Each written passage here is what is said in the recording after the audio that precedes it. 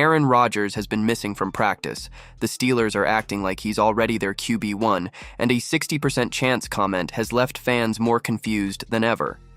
Meanwhile, the Bengals are dealing with a fire brewing in their locker room. Trey Hendrickson is pouring gasoline on the drama. These are the latest behind-the-scenes updates from the AFC North, and they might just shake up the entire balance of the division. Hit that like button, and let's break it all down. All right, let's talk about the whole Aaron Rodgers to the Steelers saga, because the energy around it is definitely shifting. Here's the situation. Not too long ago, Mike DeFabo from The Athletic had Steelers fans feeling optimistic, saying the team was still on track to bring Rodgers in as their Week 1 starter. But then Ray Fittipaldo from the Pittsburgh Post-Gazette stepped in and threw a little cold water on the excitement. During a fan Q&A, he dropped a 60% chance comment when asked if Rodgers would actually join the team. 60%? That's hardly a done deal. At the same time, insiders like Mark Kaboly and Mike Florio are suggesting Rodgers isn't hesitating because he's unsure about playing. It's more about him wanting to avoid the grind of the offseason. All the workouts, meetings, and team bonding stuff just aren't appealing right now. Fittipaldo added more depth, saying Rodgers is also dealing with some personal matters, which is part of what's keeping him off the field. If you look back to mid-April, Rodgers appeared on the Pat McAfee show and said something like, "I'm open to anything, but not tied to anything," making it clear his focus was more on life beyond football.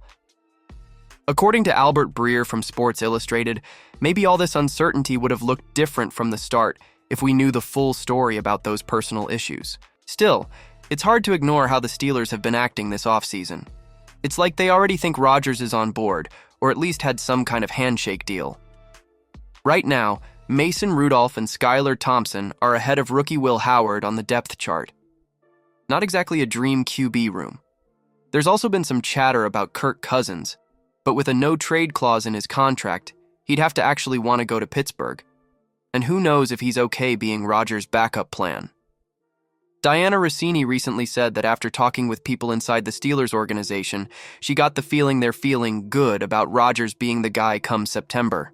But let's be honest, 60% and good don't exactly scream confidence, especially when you're trying to solidify the most important position on a team that just made the playoffs.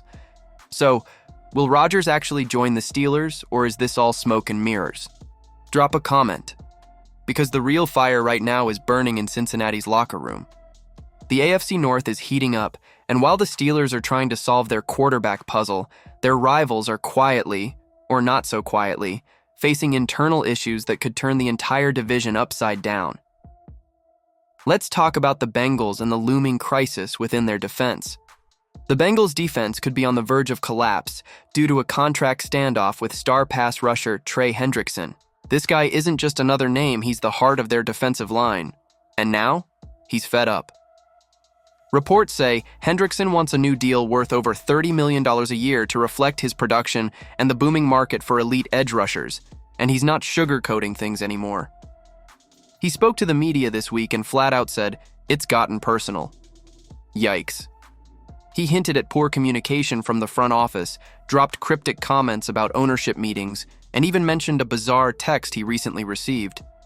Basically, the bridge is already halfway burned and nobody's doing anything to put out the fire. And this isn't just off-season noise.